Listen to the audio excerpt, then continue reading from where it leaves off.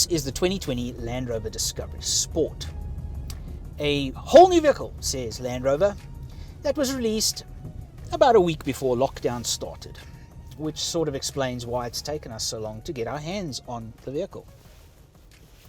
Now, Land Rover says it's a whole new vehicle, but we can't help but noticing that it bears a striking resemblance to the previous generation.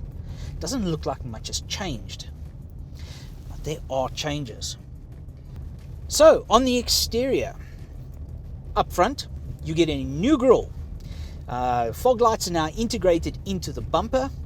There's a new LED signature in the headlights.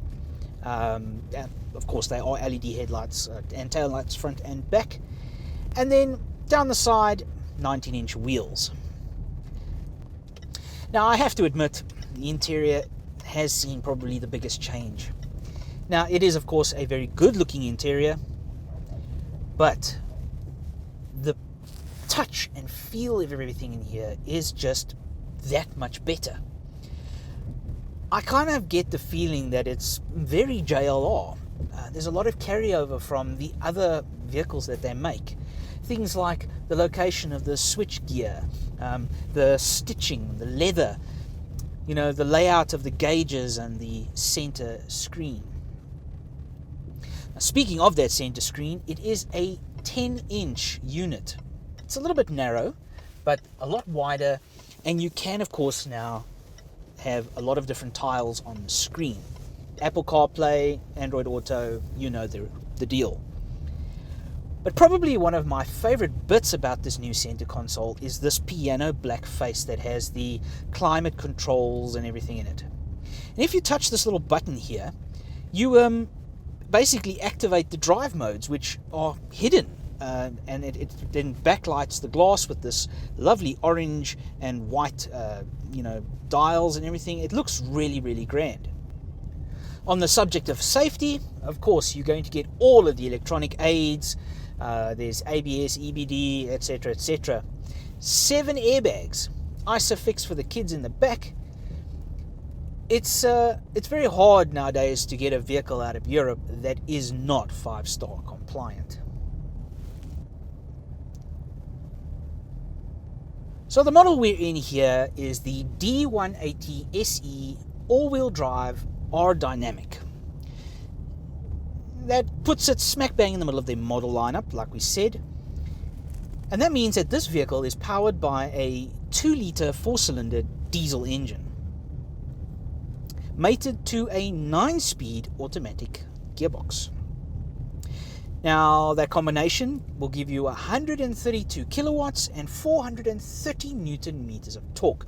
And you can really feel it down low when the car is driving. There doesn't seem to be much underneath 1,500 RPM, but as soon as you go over 2,000 and heading towards 2,800, that's when the car really comes alive.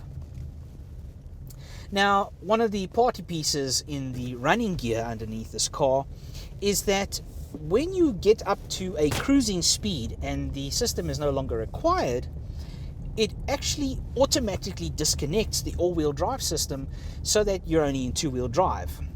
Saves on friction, saves on wear and tear, and of course we start talking about fuel economy. Now, Land Rover says the Discovery Sport will return 5.8 litres per 100.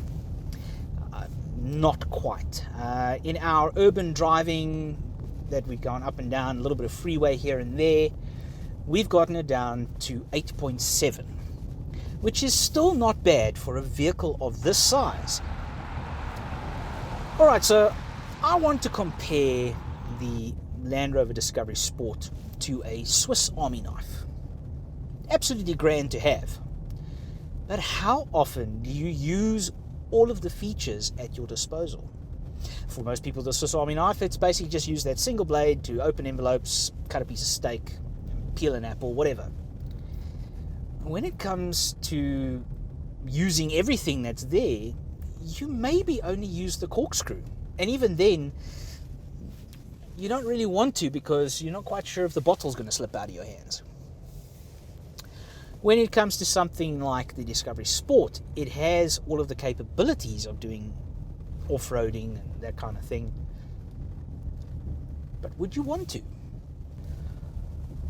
Alright, so rands and cents.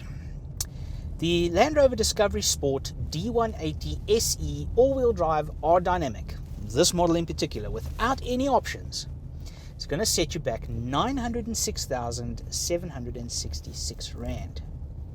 Now with that, you're going to get a 5-year, 100,000 kilometer service and maintenance plan and warranty. I do, however, have to ask myself, why? Why would you spend that kind of money on this car when you could in fact take 10 steps to the left in that same dealership and drop that same amount of money on a Range Rover Evoque? Search Auto Trader.